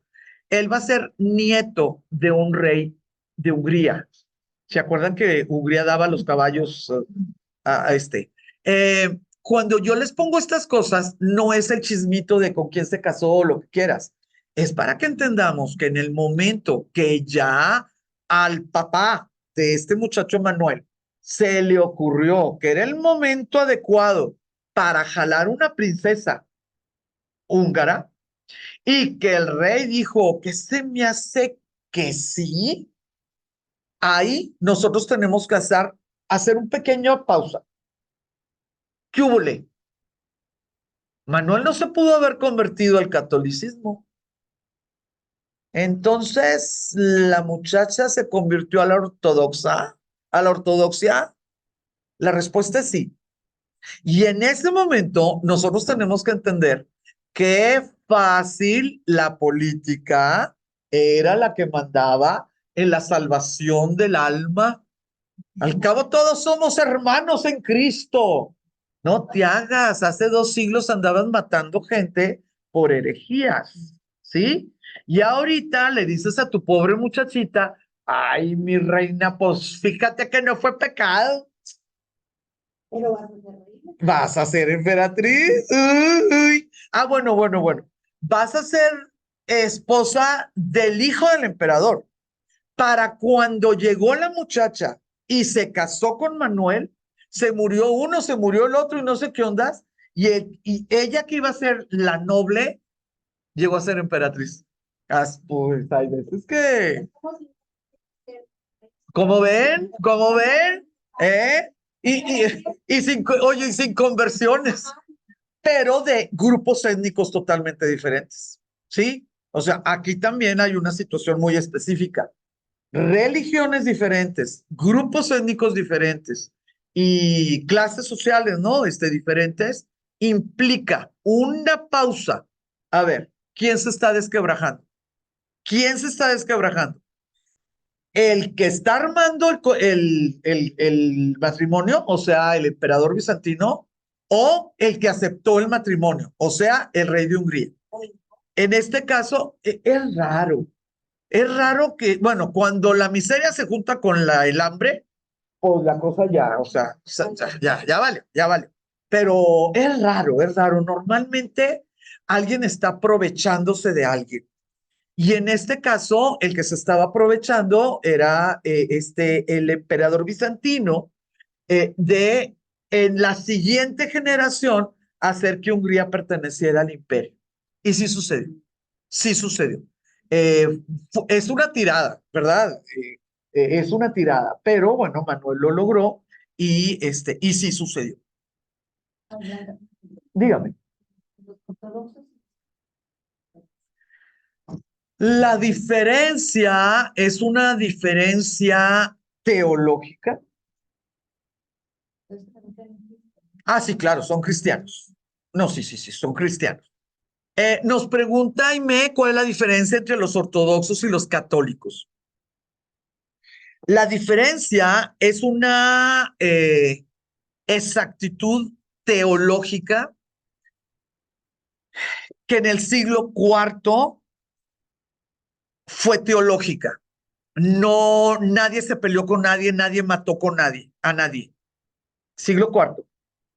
En el año 325. 325. Estamos en siglo IV, ahorita estamos en el siglo XII. Y es muy sencillo, es muy sencillo. No la cuestión teológica, el desacuerdo. La cuestión teológica no es sencilla, no, esa no. Se juntan todos, absolutamente todos. 84 de primera categoría y como 115, 120 de muy buena categoría a nivel autoridad eclesiástica. Y cuando digo todos, ¿qué quiere decir todos? La pentarquía, los 5 patriarcados van a estar presentes. Va a estar presente gente de Antioquía, de Alejandría, de Jerusalén, de Constantinopla y de Roma, pero el Papa no. El Papa es el concilio de Nicea. ¿Mande? Es el concilio de Nicea. El Papa no, pero mandó a un gigante intelectual y nos fue muy bien. Va a estar toda esa gente y van a decirse unos entre otros, oigan, ya ni friega. Ya me dijeron que tú das agua los sábados y tú das vino los domingos y tú das papitas con chile y tú das, y tú hablas, a ver, ya ni friega, o la ponemos en paz. Y fue muy interesante porque estuvieron de acuerdo y se identificó los días litúrgicos, el orden de las misas, el uso de vino, bueno, agua, por claro, ¿verdad? ¿Cómo se llama? El pan ácimo. No tiene idea, o sea, yo lo que diera, realmente, lo he estudiado muchísimo por haber estado ahí. Las grandes mentes. Todo mundo por comisiones definió que iban a proponer para estandarizar. Y se propuso y se hace, sí, así hagan de cuenta, caminó, meses. En eso se cierra el total y se crea el credo niceano, porque la ciudad era Nicea. Todo en orden, todos en paz, todos tranquilos. Y se levanta uno y habla en latín. Habla en latín. Y ustedes me van a ayudar. Creo en un solo Dios, Padre Todopoderoso. Y luego, y luego, y luego, ¿qué más? Aquí viene el problema. No, consustancial al Padre, no creado. ¿Sí? ¿Sí se acuerdan? ¿O lo estoy inventando? Y se levanta un griego y habla en griego y le dice, no, no es consustancial al Padre. Y le dice en latín los demás, sí, es una sola Trinidad, una sola en tres. Y contesta el otro, no, nosotros no estamos de acuerdo. Y le contesta el otro en latín, la Iglesia Católica, católica significa universal, la Iglesia Católica cree en esto. Y en griego le dice, nosotros los ortodoxos, y esa palabra significa los del camino correcto. Eso es todo. Nosotros, los ortodoxos, no creemos en la consustancialidad del Padre, por lo tanto, el concepto de Trinidad es diferente. Nos retiramos, no vamos a firmar el credo niceno. Lo que significa confidencialidad. Que fueron al mismo tiempo, no creado uno por el otro. En la fe de alto nivel se tiene que decidir si Cristo, dentro del cristianismo, no tiene inicio como no tiene final, como Dios Padre. No tiene inicio, tampoco final. Dentro de una fe de alto nivel se tiene que definir si el Padre creó al Hijo, por lo tanto sí tiene un inicio y tampoco tiene final. Y en esa creación, ¿en qué momento el Espíritu Santo se vuelve la posibilidad de y entra al quite para la posibilidad de la redención aquí? Son decisiones que se tienen que tomar en una fe. Como ahí estaban los meros, los más inteligentes, pues se fijaban en eso. Entonces, ortodoxo es lo que dijo ese representante en el sentido, yo no firmo eso, nosotros estamos en lo correcto. Eso significa ortodoxia. Eso sucedió en el siglo IV, pero con las cruzadas y los ataques de los ejércitos con bandera católica a la máxima patriarcado en Constantinopla, pues claro que se van a pelear de veras, pero eso no es teológico, ¿verdad? Entonces, los cristianos ortodoxos van a tener sus diarios, sus rituales, sus escritos, porque a partir del siglo IV ellos siguieron siendo como amiguitos, ¿verdad? Y estuvieron otros dos concilios. El último fue de Calcedonia y por eso así se le llama. Iglesia calcedónica, iglesia no calcedónica. Son situaciones como muy específicas de esa materia, ¿no? Por eso, pues aquí no las platico. Cuando estuvimos en Armenia, todas estuvimos ahí, ¿verdad? ¿Se acuerdan cuando iba la fabulosa guía y le dije, ustedes son calcedonios? No, Blanca, somos no calcedónicos. Ustedes son monofisistas. Blanca, fuimos monofisistas, ahora somos miofisistas. No, yo quería besarle los pies. O sea, que una guía de turista tuviera tal amor y tal conocimiento de uno de los tesoros nacionales, que es el cristianismo armenio, pues es un tesoro para mí, ¿verdad? Es un gran tesoro. Este cristianismo armenio, sus raíces están en este siglo XII. Si ellos se hacían católicos, se los comían los cruzados. Y si se hacían ortodoxos, se los comían los emperadores bizantinos. Entonces, ¿qué fue lo que dijeron? Qué bueno que tenemos 3 sillas en la asamblea, porque yo, armenio, pertenezco a mi cristianismo armenio y tengo mucho que decir. Pues claro, eso es religión, en territorio, en decisiones políticas. Y vean, pobrecitos en el siglo XXI, ahorita ya perdieron el 65% de su territorio en el siglo XXI y casi el 90% de su población, ¿sí? Pero son decisiones que toma un estadista, no un rey, no un general, un estadista. Grupo étnico, lengua y religión. Eso es lo que hace una nación, no la tierra. Grupo étnico, lengua y religión. Y este estadista dijo, pues le pondremos apellido a la religión, porque aquí eso de que todos seamos cristianos, yo nomás veo que es pura pérdida. No nos conviene. Mejor vamos a ser cristianos armenios, ¿sí? Y en la actualidad, pues siguen siendo, se llama autocéfala. Es un cristianismo que no es del Papa, no es del patriarca, es autocefalía.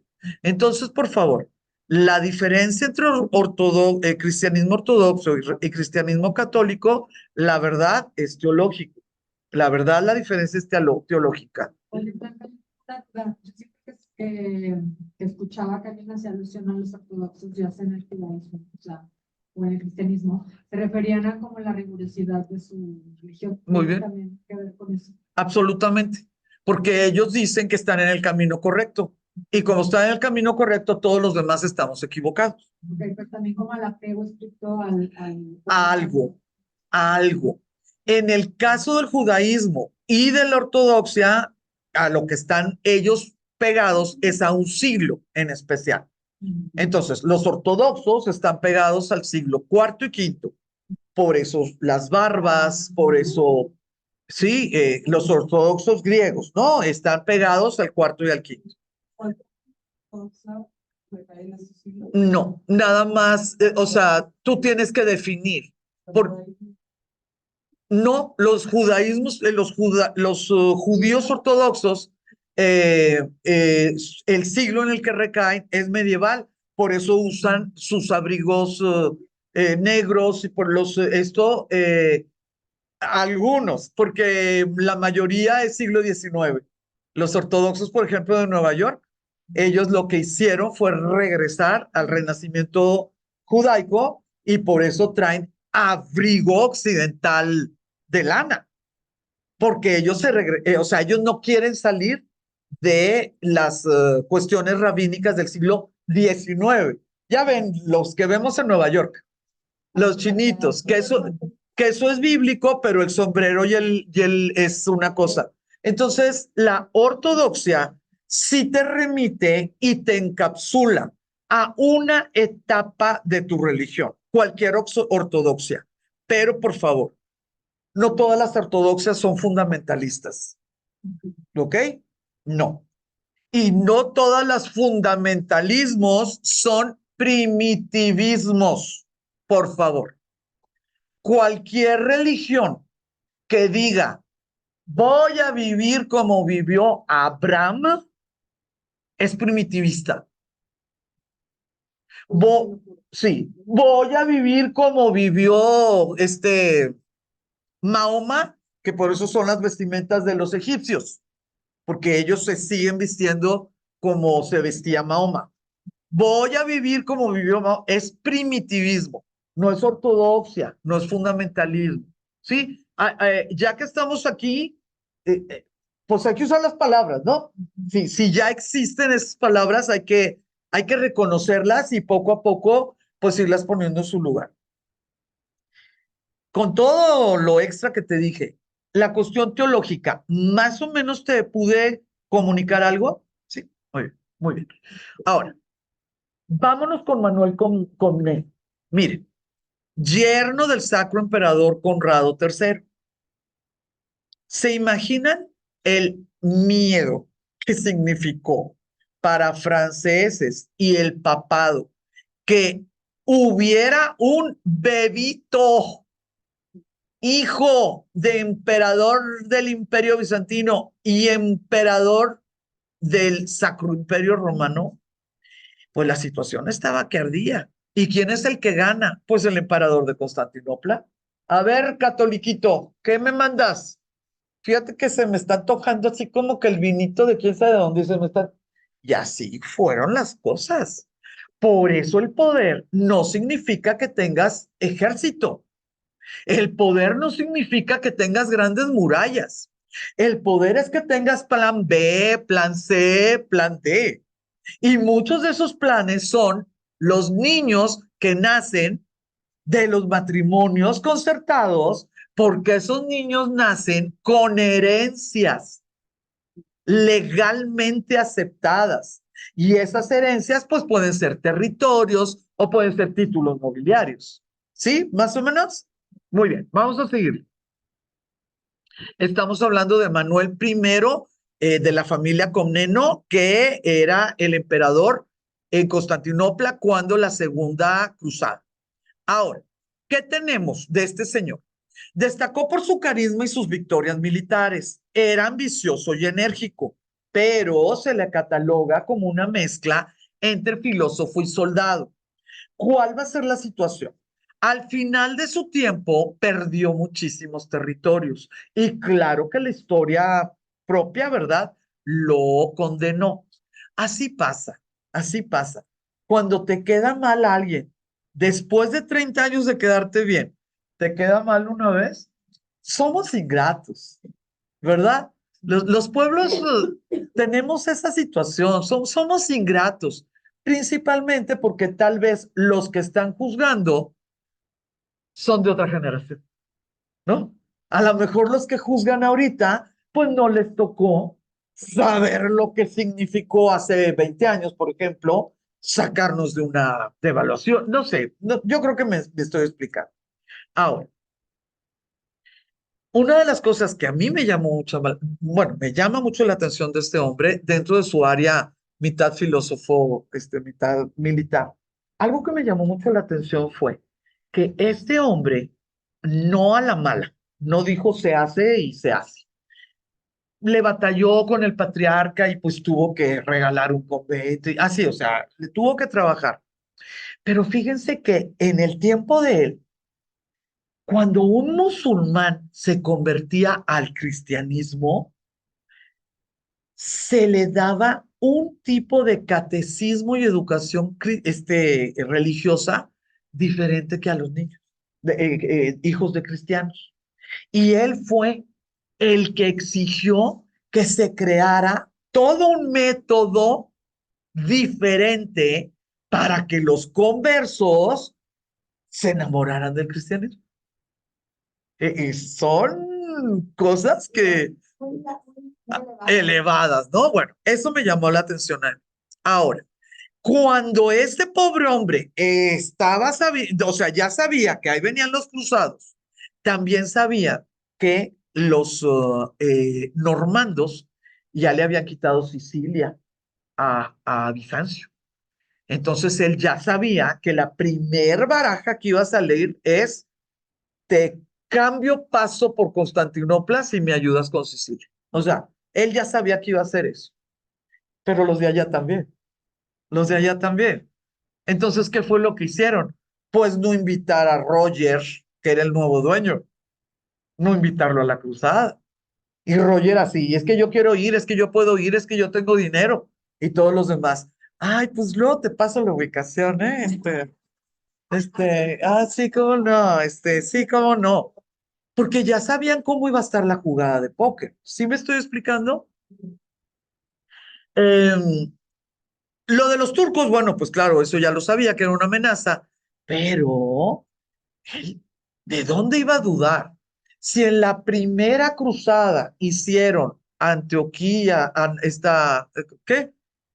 Trípoli era el que me faltaba, Trípoli, Trípoli, Edesa, o sea, si en la primera cruzada hicieron eso y no le regresaron a Bizancio en los kilómetros cuadrados, ¿De dónde iba a creer Manuel que los que venían en la segunda cruzada no iban a ser el otro condado, el otro principado? O sea, era un problemón. Entonces, ¿qué es lo que va a suceder? Muy bien. Manuel se alió con el Papa y con las potencias emergentes, o sea, con el rey de Jerusalén, así, ahí vamos. Sí invadió el reino normando de Sicilia, pero con poquitititas tropas y además en flota. No utilizó gente de tierra. Entonces dijo, bueno, pues aquí yo sí puedo. Manejó el paso de la Segunda Cruzada por su imperio de manera increíblemente airosa. A este le mandaba por tierra, al otro le regalaba, quién sabe qué le mandaba por mar, al otro le hacía un banquete. No, no, no, no, no. Me puedo imaginar a sus pobres publirelacionistas así. Que ya se acabe, por favor.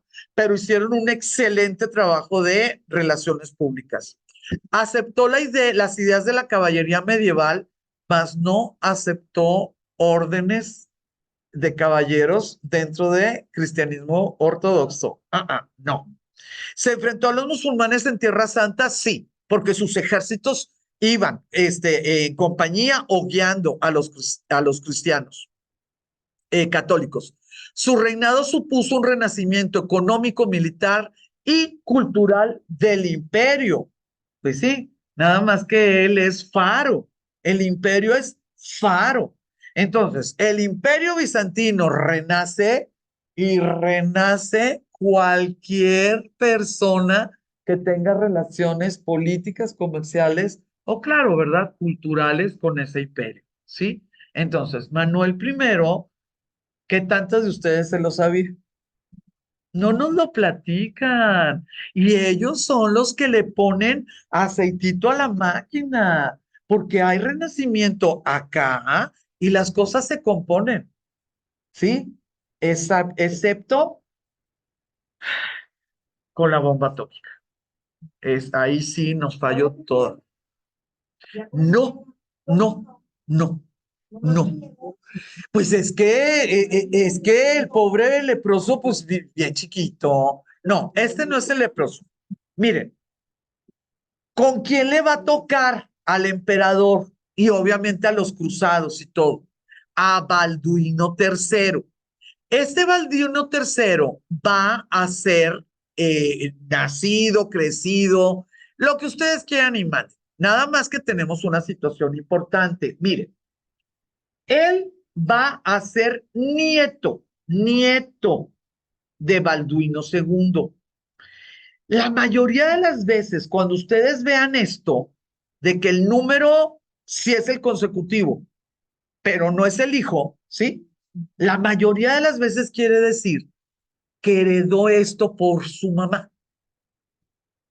La mayoría, no hay reglas, ¿verdad? La mayoría de las veces. Entonces, cuando tú veas esto, a Chihuahua, ¿quién fue su mamá que sí puso al muchachito, ¿no? De rey. Bueno, sí se murió, pero no era primogénito, porque si el papá hubiera sido primogénito, el papá era Balduino II y él, no, o sea, sería Balduino III y él ya sería el cuarto. Entonces, cuando se salta una generación, pero no un número, ahí falta algo, o sea, ¿qué está sucediendo? Y la mamá es la mera mera, se llama Melisanda y es así como lo máximo. Fíjense, chicas, por favor, vean esto. Si yo les estoy diciendo ahí que él nació en 1130 y que en 1140 ya traía corona, estamos hablando de 10 años. Se fregó la canción. Si tú tienes un heredero, bebé de 10 años, con problemas mentales o con problemas físicos, estás en la cuerda floja. ¿Qué es lo que va a suceder? Obviamente toda la gente supo que había un vacío de poder. Este vacío de poder, este es lo que causó que cayera Edesa, que es lo que hizo que hubiera la segunda esta cruzada. ¿Ya estamos poniendo todo en orden? Bueno, ¿Por qué hubo ese vacío de poder? Porque las cosas no se arreglan tan fácil. No se arreglan tan fácil. Su mamá fue educada para ser reina. Es lo que les digo, cuando yo les platico de las grandes mujeres del siglo XII, siempre tuvieron un papá, un hermano y un esposo que fue educado que las mujeres somos grandes. ¿Sí? Ni una de ellas mató a toda la comunidad para ella poder ser grande. Melisenda, sin la R, fue criada para ser gobernante. En vida del papá de ella, o sea, del nieto de este, digo, del abuelo que estamos hablando, firmaba documentos. Y eso es histórico. Cuando se le ponían sus títulos en latín, decía, hija de gobernante y reina, en sus títulos. Cuando nació, la casó con un Anjou, ¿sí se acuerdan de los duques de Anjou en Francia, no? La casó con un Anjou que en ese tiempo era el único cruzado que tenía dinero, porque todos los otros estaban en bancarrota. Lo casó con ese Anjou. El día que nació el muchachito, que es este Balduino III, todavía estaba vivo, que es el rey de Jerusalén, Balduino II, y dio orden donde la mamá era tutora única. Nada de que me lo llevas de viaje y me lo desapareces, y nada de que tuviste un amante y ya te está estorbando el niño, nada. Si Melisenda dice, aquí me le ponen 500 guardias y al niño nadie lo toca, ni lo ve, nada, así va a ser, porque ella es la única tutora. Entonces Melisenda tuvo realmente manera de enfrentarse a su esposo. Pero ¿qué es lo que va a suceder? Pues la gente sabía que se estaba enfrentando a su esposo. Y también va a saber que el esposo se le muere en un accidente de cacería. Y también van a saber que el niño tiene apenas 9. En el año, bueno, no un año, fueron casi 3 años, entre que quién está conmigo, entre que entiendan que el niño es, pero yo así, ¡pum! Los demás se movieron, no había rey general y cayó Edesa. Pues sí, nada más que Melisenda, ella fue creada para esto. Agarró a todos sus emisarios, los mandó a Roma y el Papa convocó la Segunda Cruzada. ¿Sí? Melisenda sabía que no había posibilidad más que si tiraba una suela. Vengan y se quedan aquí con lo que puedan, pero el reino de Jerusalén tiene heredero. ¿Ok? Este muchacho, Balduino III, sí va a tener muchos problemas, claro, va a tener muchísimos problemas, pues porque bien jovencito, aunque tuviera este consejo el consejo de su mamá, pues la que mandaba en el reino era Melisenda. Vean, por favor, Melisenda está considerada que fue reina de Jerusalén desde 1131 hasta 1153. Estamos hablando del siglo XII. ¿Cuántas gentes tenemos? Tenemos a Leonor, tenemos a Urraca en la península ibérica y también tenemos a Matilde.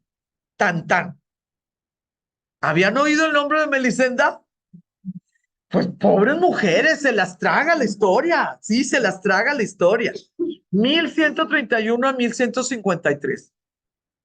Reina de Jerusalén, hija de Balduino II, madre de Balduino III y de Almarico. ¿Por qué? Porque desafortunadamente Balduino III no tuvo hijos varones. Desafortunadamente. Pero ¿qué dijo Melisenda? A ver, calmados. A mí mi papá me dijo que siempre tuviéramos plan B. Aquí está el hermanito. Y como está bien peligroso esto, me lo voy a llevar para allá y luego me lo llevo para acá. Y los tuvo cuide y cuide y gobernó. ¿Sí? Con el nombre, digo, con el numeral 1. ¿Cuál es la principal situación de Melisenda? Y esta es la principal situación de cualquier mujer que quiera tener poder en un mundo de hombres. Estaba apoyada por el Consejo Real, que eso desde su bisabuelo estaba organizado, donde reunía a la nobleza y al clero del reino.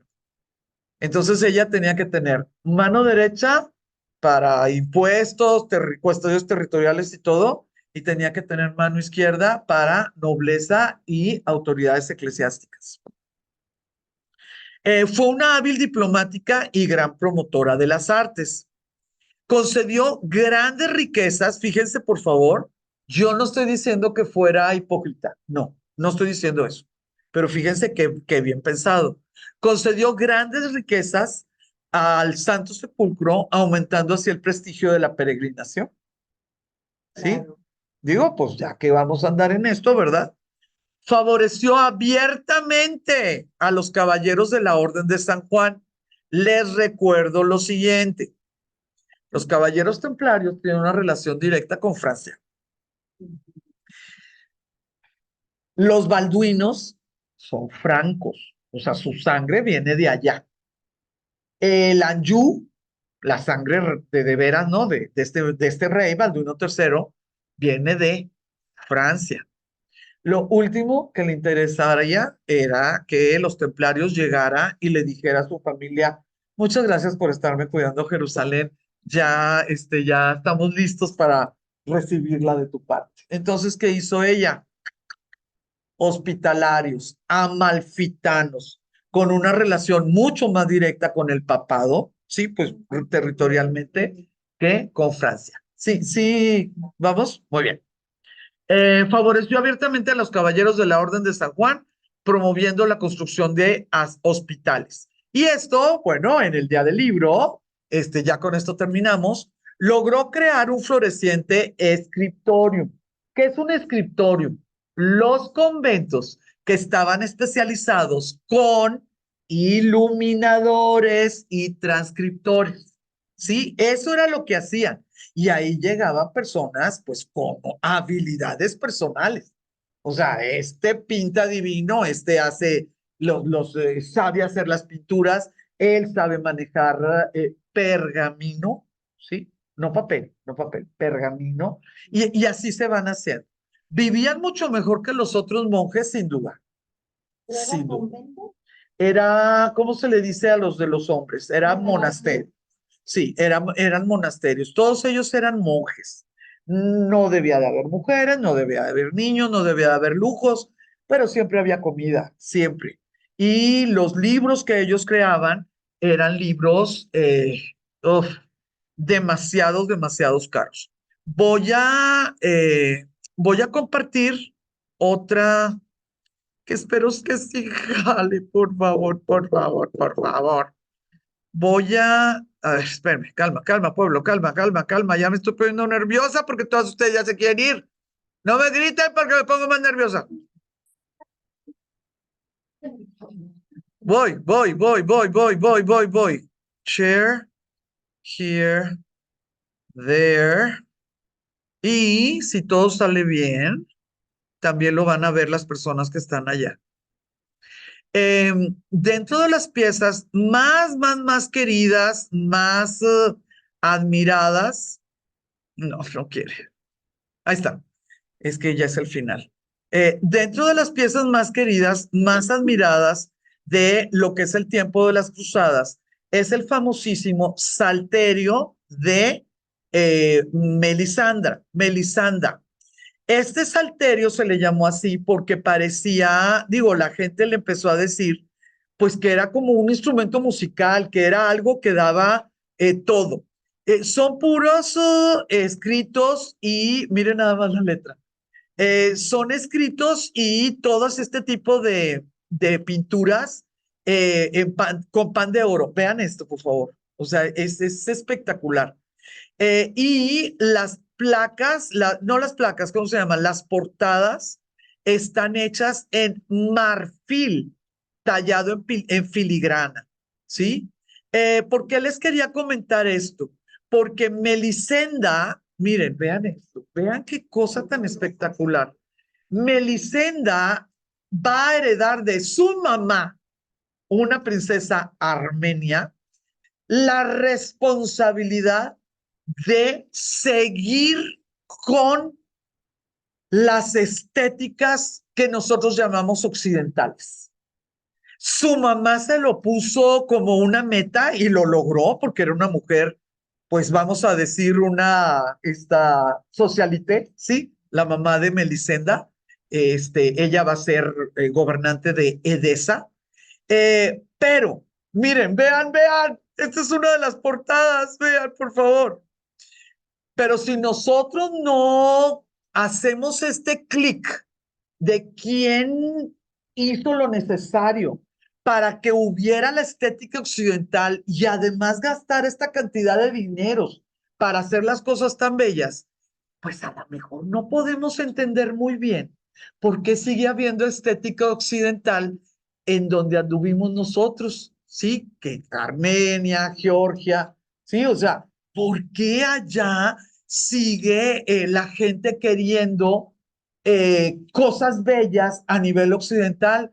Bueno, pues porque hubo un enlace específico y eso sucedió en los tiempos de los estados cruzados.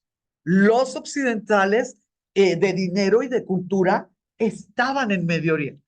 ¿Sí? Más o menos. Ay, pues yo ya terminé. Me da mucho gusto que hayan venido y nos vemos el martes que entra. Muchas gracias, mis queridas muchachas. Leti, gusto en saludarte. Quedo a la orden en el WhatsApp, por favorcito.